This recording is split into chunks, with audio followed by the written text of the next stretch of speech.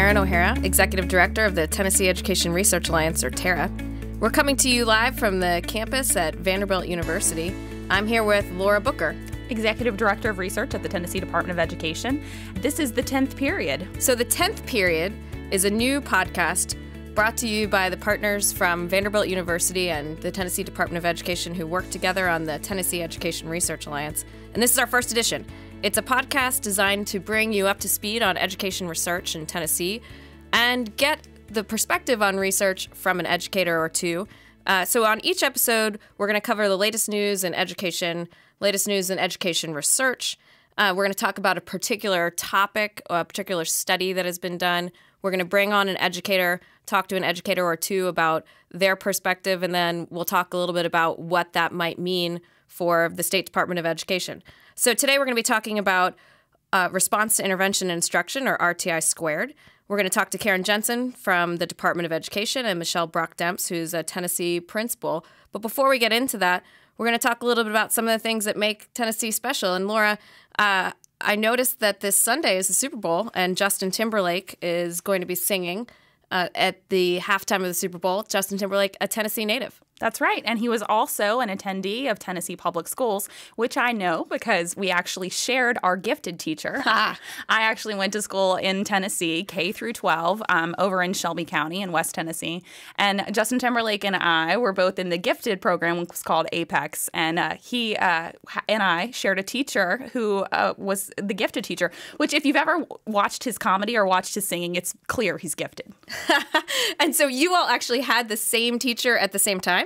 We had the same teacher. You weren't in the same school. We were not in the same school. She was shared from different schools. And he has actually thanked her on his albums, a proof that teachers really do matter and influence our students. Right. Also, you know, proof that maybe at some point you and Justin Timberlake could have had a thing if things had gone right. But I won't get too far into that lest your husband might get angry with me. So, before we actually get into, we're going to do a little segment actually each time before we get into talking about the research about what's new in education in Tennessee. And so last week, the week before, there was the gubernatorial forum on education that SCORE threw. You were there. I saw you. And what were your thoughts? Yeah, so I was actually really impressed that all of our candidates are really putting education at the forefront of their campaigns. There was a lot of conversation about teacher pay. There was even a little conversation about research. Specifically, several of the candidates were bringing up the voluntary pre-K study that has been done by researchers here at Vanderbilt. Yeah, Dale Farron and Mark Lipsey have spent years looking at the effects of the voluntary pre-K program in Tennessee. And I thought it was great that basically every candidate mentioned that study. Always interesting to hear how policymakers interpret the research. So different people had different sort of interpretations of the research, which I thought was interesting. I thought it was a great event. Our friends at SCORE always put on such a fantastic, smooth event. And you know, the one thing I'm going to be looking for more in the coming months from the gubernatorial candidates is a little more specifics. You know, in that forum, they got a great chance to sort of introduce their big ideas, more specifics to how they will do policies, what specific policies they're going to do and how they're going to actually implement them. That's what I'm looking for over the next couple months. Yeah, you and me both. So let's get into our research review. Laura, your team just released a report about RTI2, response to intervention and instruction in Tennessee. Tell us a little bit about, first, what is RTI2 in Tennessee, and then talk about what you all learned. Sure. So RTI2 is actually a framework for teaching and learning. It includes regular, what they call universal screenings. So all students are given a screener at certain times throughout the school year. And then that data is used to actually identify students in terms of what needs they have for intervention. And so there's a tiered model of intervention to provide additional supports to students so that they can then access what they call Tier 1 or core instruction.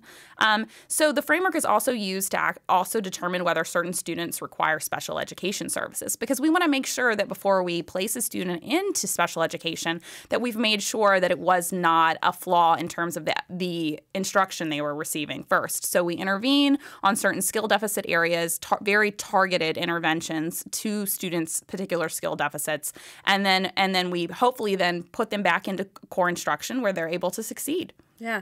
So I know we'll get into this in a minute, but one of the things that you were just talking about, I think, is one of the reasons why initially we got into RTI squared in Tennessee, which is the identification of students for special education. You've told us a little bit about RTI squared. Now tell us about what you all learned when you did your report on RTI squared. Sure, Erin. So it's been 4 years since the start of RTI squared in Tennessee schools, and there's a fair bit of pushback when we started implementing, and there's still a fair bit of pushback. There was actually a 2015 study released by MDRC, and it basically concluded that RTI squared, or response to intervention instruction, was not necessarily working, so that students who were receiving interventions were not necessarily doing any better than very similar students who are not receiving interventions. And we've even had some Vanderbilt researchers, Douglas and Lynn Fuchs, who have expressed concern around the level of complexity that the framework represents. At the same time, though, Doug and Lynn's research, I think, would say RTI is a good idea. Right. It's really about how you're implementing it. That's part of the issue. Yes, I think that that's exactly right. And I think that that's also what we are starting to hear from a lot of our stakeholders across the state. I mean, people are bought into the theory behind RTI, but sometimes they struggle a little bit with how to put it into practice. So basically, our report tries to kind of look back. What have we learned over the last couple of years around implementation, and what changes might we need to make moving forward to basically continue to improve implementation. We really feel like RTI squared is still the right framework for our state, but we did, through some kind of careful data analysis, through talking to stakeholders, we do feel like we have some changes that also need to be made. So what are the couple of quick pluses? What's working well? So we actually conducted an analysis in our research team at the department, looking at the identification rates for students with specific learning disabilities. And this was a major issue. This was sort of why we started getting into RTI squared to begin with, is that we had large numbers of students, right, who were being identified for specific learning disabilities, which felt at the time like a bit of a catch-all. Sure, that's exactly right. And not only did we have large numbers of students there, we also had pretty different identification rates for different subgroups of students. Yeah, that's an important factor too. Right. So we had certain racial groups and economically disadvantaged students and male students being identified at higher rates than other students. So if you were a black male student who also was poor, you were more likely to be identified with a specific learning disability. Right. And so now we use the RTI squared framework for that identification. It doesn't mean that we don't still identify students for specific learning disabilities. It just means first that we have a process of making sure that we're making sure it's not a instruction gap. Right. And so has that made a difference? It actually has, Erin. So our research shows that the SLD identification rates have dropped significantly in our elementary grades, and that our racial subgroups have disappeared, and gaps by gender have also narrowed significantly. Yeah, so that's a big change. It's a massive change, and it's something that we feel like is evidence that shows us that RTI squared is meeting its intended purpose. Yeah. And I want to be clear that, while overall most schools have seen drops, and this is looking at, 3 years of data, that we have seen some schools that have seen increases. And when we've gone in and done some field work in these places, it seems as though that people are very satisfied with this process. And even though they may have seen different trends in their data, all of them feel that it's a much more structured process. And when we've specifically talked to school psychologists, they feel like they are now being brought more into the conversations around instruction, not that they're just being passed like a slip of paper and with a kid's name on it and then being asked to test them for special education, that instead they're being given data and evidence that helps them feel more confident about then going into the process of making that determination. You've said evidence now a couple of times, which is great because this is a podcast about research and evidence use. What's some of the evidence that you all have in your report on the challenges related to RTI? Yes. So we kind of identify 4 major challenges in the report. The first is around integrating RTI squared into school structures. So we've heard across the state that there are time commitments around RTI squared. So this is people responding to our educator survey saying there's only so much time in the day, and they're feeling like it's cutting into other things that they're trying to accomplish during the school day. Yep. So that's the first challenge. The second challenge is around staffing to support implementation. So most of our schools in the state have started having interventionists to deliver the small group intervention period. But there's a lot of concerns around how you allocate funding to fund those positions. Right. The third challenge is around department guidance. We've had educators say that the guidance has been somewhat unclear around which elements are best practice and what's required and what's a federal and state law, specifically because there is this there are certain requirements that are needed for SLD identification. That's specific learning disabilities. Yes. Yep. Right. And there are other things that are much more kind of guidance around what the department has put out around what research says is best practice around implementation. And then the fourth piece is specifically around rollout of RTI squared in our high schools. High schools are far along in terms of implementation process than our elementary and middle schools.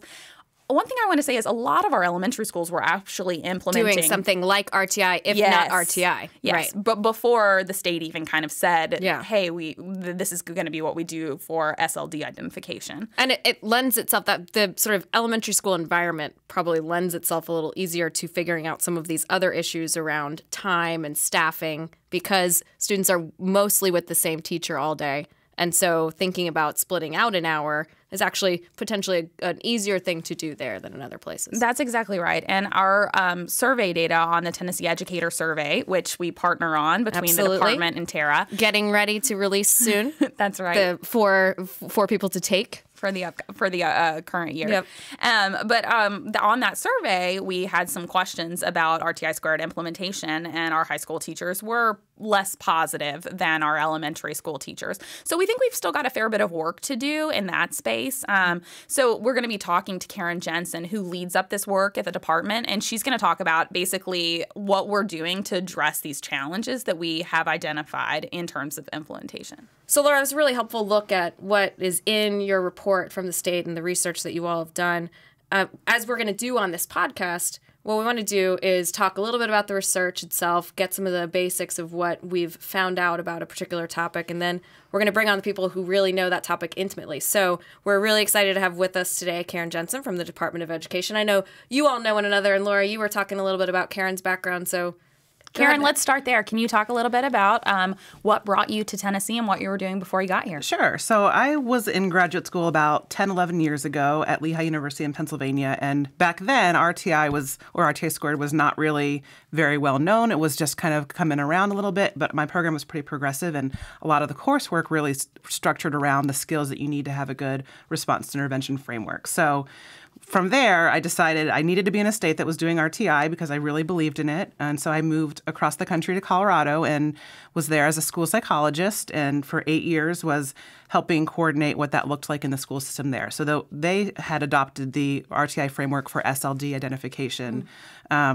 back in 2006, I believe it was. And so I wanted to go there and help them refine what that process looked like, having that theoretical knowledge from grad school. So did that for about 10 years and then decided I wanted to see what things could look like back east in Tennessee. So I was really excited to be able to look at moving this work forward here at a state level. Yeah, so some people move around the country for, love or sports teams or various things, but you're moving around the country following places that are doing a good job and really passionate about RTI squared. What is it for you that really makes this work of RTI important? So I'd have to point to a really specific experience that I had with a second grader I worked with when I was doing my internship in Richmond, Virginia. He had been displaced by Hurricane Katrina. His family had moved around a lot, and he was a second grader who really was a non-reader. He couldn't read any words, didn't know his letters and sounds. And I think at first sight, a lot of people would have said, this kid has a learning disability. He needs to be in special education. But we got him the right supports. We tailored interventions to his needs that were below grade level. And by the end of second grade, he was reading. So I've seen it work. I've seen how powerful it can be to have a team come together and problem solve and look at the data on a student and get them the right supports and to see them accelerate and be at grade level and see their confidence and joy in being in school. So I just feel like every kid deserves that experience no matter what their background. Mm-hmm. And I feel like for me it's an equalizer for a lot of students that we have that have challenging backgrounds that don't have the home lives that we had as are privileged to have. So I feel like RTI is a way to really approach those inequalities that we see in education. Yeah, and so talk a little bit about what, as this report came out and you were seeing the research that Laura and team were doing, what are things that struck you about taking it from the level of that student and that experience to the level of across the state of Tennessee? What's working well?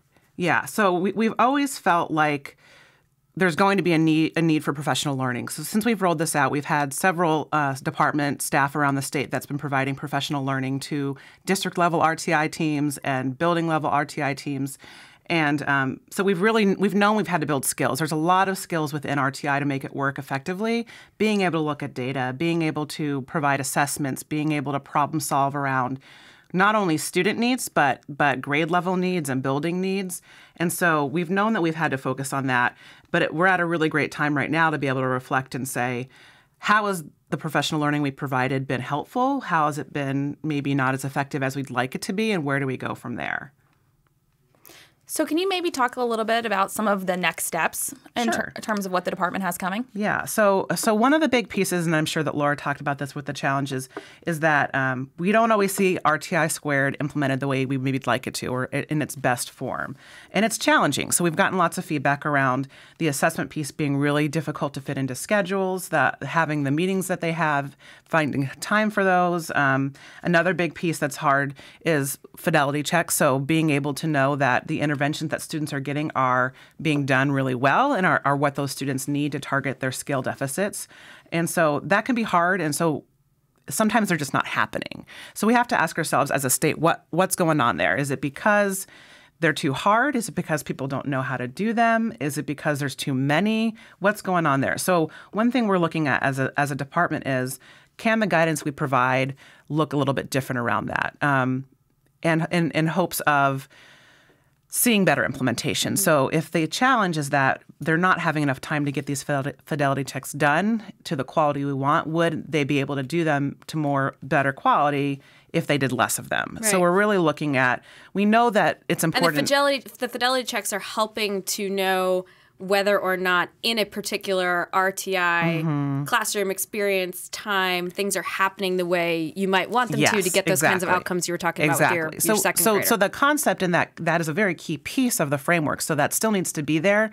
But how do we make that happen in a way that works and is more manageable for districts? Yeah. And so we really want to make sure we're reflecting on that piece as well. So do you have some specifics you're thinking about? Well, the fidelity checks is one. So we're really looking at right now what we have is for students that are getting tier 3 intervention, they have 5 fidelity checks. Now, not what those look like. I think part of the challenge is I think people don't know what those can look like. So that's an area of professional learning that we're going to expand upon. May I recommend the podcast structure or possibly a video? There you go. I'll have to write that down. But yeah, so having less of those in tier 3 especially, because I think people are assuming that they have to do an hour-long observation to know whether the kids are getting what they need. And that's not always the case. So I think sometimes you can actually ask kids exactly in order to find out whether or not there's actually fidelity. Yeah. So that's one area. Another area that we see that's challenging that we need to relook at is the size of our groups. We know that the research shows us, especially for tier 2, that students really should be in groups for 30 minutes and no more than a certain number of students. There's not as much research on that tier 3. Right now, what we have is it's one teacher for 3 students at the elementary level, which can be really challenging to meet those ratios. Yeah, and is one of those things that's in the report actually about staffing and staffing structures. So we need to look at how else are we increasing intensity? Because the reason why we have those smaller groups is because we know they need something more intensive than the students that are in tier 1 instruction and then students that are in tier 2. So one way to look at that intensity is decreasing the size, but there's other ways that you can increase the intensity. So rather than having it be mostly about having that group be really small, how can you target that intervention a little more focused on those exact skill deficits? How can you make sure that there's a high rate of opportunities to respond for those students and high rates of feedback, high quality feedback from the teachers. And so there's lots of ways we can increase intensity. It may not be just around that group size. And so all those things you just talked about, are those going to come in the form of potential guidance from the department? Yeah. So what we're doing this spring is we're going to be doing a listening tour around the state, and we're going to talk one, about how things are going. So what are the strengths? What are some of the challenges? And kind of expand upon the information we've gotten from the educator survey.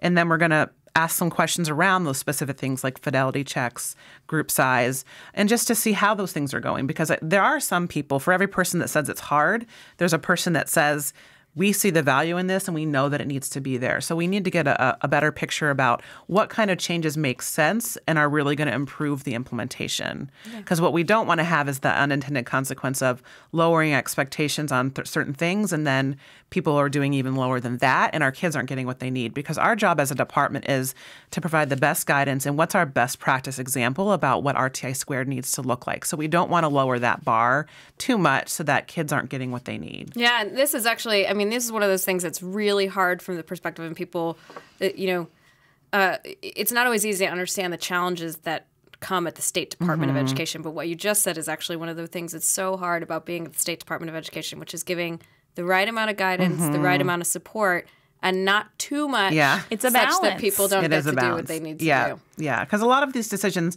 it is frustrating because I think sometimes when we're thinking about that professional learning experience, I think it would be wonderful if I could tell schools what interventions to use for reading and writing and math and what data to look at and what kids to put in certain groups, but we don't know their students like they do. The power that they have in knowing their students and their staff skill set, those are all parts of making good decisions about what students need intervention, what students need enrichment. So I think we need to be able to empower them that they do have the tools to make these decisions for their students. That's perfect. That's a perfect segue into hearing actually from an educator in the field. So we're going to move on to our on-the-spot portion of the conversation where we'll talk to a principal. And Karen, thanks so much for your time. And Thank Laura, you. I don't know if you have any last any last things to say in this section? No, the main thing I just wanted to maybe ask Karen about as a last question is to talk a little bit about the challenge we hear from a lot of people that funding for interventionists in particular has been one of the biggest hurdles for RTI squared implementation. Yeah. So we have there has been a legislative funding request to better support RTI. And so they're requesting, I think it's something over $13 million through the BEP funding to be put towards RTI implementation. And so those would be specifically for staffing in districts. Yeah. So it's really exciting that we're putting our money, We're putting money and mouths together. Yes, we are putting mouths exactly. and money. Money and mouths. Thank you. Exactly. Perfect. Erin. So we want to make sure that we're saying this is important, and now we're putting that money behind it. That we think that we know that districts that have the staff to be able to coordinate these efforts, especially at the district level, are more successful because it requires a lot of management and training and skill building within those districts. And so having those positions will be really key for them to be able to be efficient and effective with their implementation. If you want to read more about a strong district implementation, feel free to check out the report.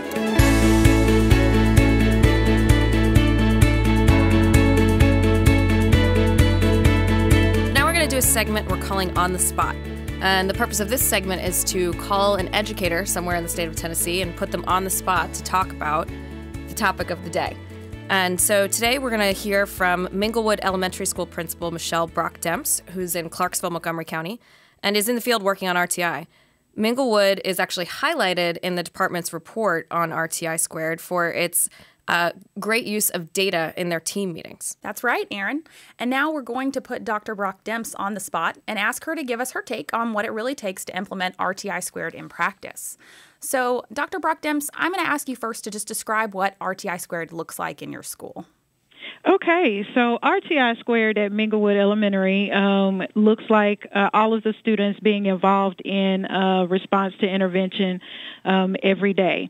We have all of our students that are involved in Tier 2, and then we have very specific and focused classes for Tier 3. So all of our students receive some type of intervention or enrichment every day. All of our teachers are involved in RTI, and what we do is we focus on the standards and the skills by grade level for our students. And Tier 3 is very personalized to the students' needs every day. So there are 30-minute segments and 45-minute segments that we do each day, and all of our children are involved. And can you describe a little bit about the staff data team meetings that take place as part of RTI Squared? Yes.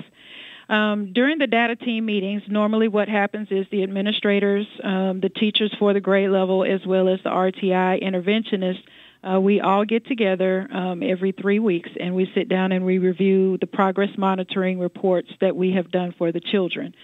We look to see how many students have made enough growth towards grade level, reaching their grade level requirements, so that we can either exit them or we make the decision that they have not obtained the growth that we wanted, and we keep them in Tier 3. The kids that are in Tier 2, we watch those students and monitor those students as well, just to make sure and to find out if there's anybody that needs to move.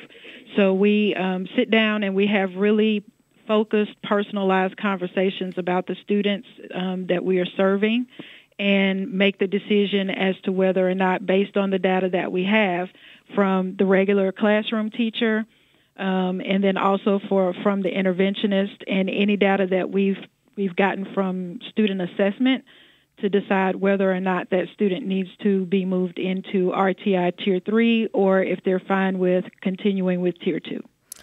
So it's interesting. I have a second grader and a first grader, so a lot of times on this podcast I'll probably talk about my own actual personal experience with things. Okay. So my daughter goes to Enrichment, and actually it's great. I mean, it's an hour a day of a different teacher and different kinds of things. Do students move around in your school? And what are the things, I mean, other than the data team meetings, what are the kinds of things that you feel like really make it so that so all students at your school are growing in that time period? So our RTI time, our intervention and enrichment time is 30 minutes each day. And again, we look at all of our students to make the determination. We have one enrichment class per grade level. So we make sure that those students that have grown above our advanced, they also receive the enrichment.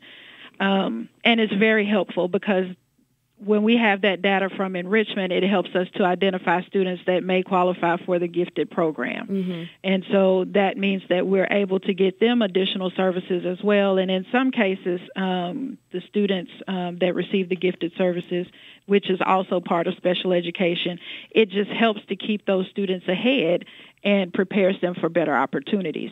So it makes Minglewood look like we're meeting the needs of each individual child that we have here, and we really take a hard look at what the needs of the child are in order to keep them engaged in school and encouraged by school, so that they'll continue to educate themselves as they go further.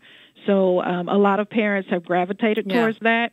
They really like the fact that if they have students, that we can identify students and what services they actually need. So that's a very good thing, and it does help parents to know what's out there. If your child is, in enrichment, what great opportunities are there, and even if your student is receiving intervention, still what great opportunities are out there, so that they can continue to keep their child on the educational trajectory. Yeah, it's just, as a parent, I totally agree. As a parent, it's so nice to know that, because differentiation in a classroom is really hard to do with, 25 kids, 25 kids, whatever you have in a class. It's so nice to know that for, in my kid's school, an hour each day, and your kid's school, half an hour each day, every day, your kid is getting what they specifically need on their grade level, or on their, particular mastery level. So I'm curious to hear, we've talked a lot about some of the positives around RTI. Not everything about doing the RTI Squared rollout in Tennessee has been perfect from the perspective of educators, and we've heard some things in the educator survey sort of about how people feel. I mean, by and large, people are positive and think that RTI Squared is going to have a positive impact on student achievement. But what are the sort of challenges you've experienced as you all have either through rollout or sort of the the actual guidance that's coming from the department, anything that you think? Mm-hmm. So some of the challenges that we have with RTI Squared is, you can only staff the interventionist position by so many people. And we have a lot of kids that have needs and that we would like to serve. The students may have needs in math and reading, but we may not be able to service math and reading at the same time. So we may have to alternate during the year to try to balance out their needs. It would be nice if we could have, a staff of 15 or 20 interventionists that were able to, work with the students every single day on both subjects that they need. Yeah. So that's always an issue. But of course, the population tells us how many we're going to, how many teachers we staff. The next thing is really having a viable curriculum that will meet the needs of all of the students that we have. And I know that sounds like an impossible feat, but we've got great interventionists and great teachers that have made a real solid effort to try to make sure that the curriculum we put in front of the students really meets their personalized needs.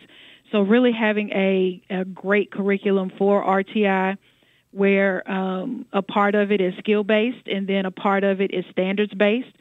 Some students have all of the skills, and when we talk about enrichment, we're talking about moving students past the grade level standards into maybe the next grade level. For example, if you have a student that's in 5th grade and they're in enrichment, they may need 6th and 7th grade standards that they can start working on now through RTI and enrichment. So those would be two of the things that, two of the challenges that we have is just not being able to staff it based on the needs of the kids that we have, and then just having a curriculum that really does allow us to personalize the learning that the students need and makes it easier for teachers to be able to implement it sooner, and we can start to move students, advance students quicker. So those are really the two challenges that we have right now. We're working on the curriculum piece and trying to make sure we identify a curriculum that will meet the needs that are aligned with the skill-based needs the kids need in elementary school, and then also looking at a standards-based curriculum and possibly having two that we would actually use for intervention and one for enrichment. Yeah, and guidance on the curriculum might be good, but the staffing issue you highlighted is really one of funding more than anything. Right, yeah. Right. I know Laura has another question. Yeah, Dr. Brock Demps, I'm curious, we've heard from a lot of people that time in the day is a challenge when it comes to implementing the RTI Squared framework. I'm curious about how your school has taken on that challenge. So one of the things that you have to do as an administrator is that you have to create a sense of urgency in your building about the needs of the students. And so we did that at the very beginning, that it's extremely important that the kids have RTI, and that's how we were able to, you make time for what you want to make time for. And we wanted to make time for all of our students to receive RTI during the school day. Because we want to see great gains and we want to see our students succeed. So we had no problems coming up with the 30 or the 45-minute time slots in the master schedule. So the time was not really the issue once we created the sense of urgency. And the thing about creating the urgency is making sure that the kids are very comfortable and confident when they approach the state assessment. And you do that by making sure that they have time during the day to practice what they're learning and to also review the skills that you know they're going to need for the state assessment.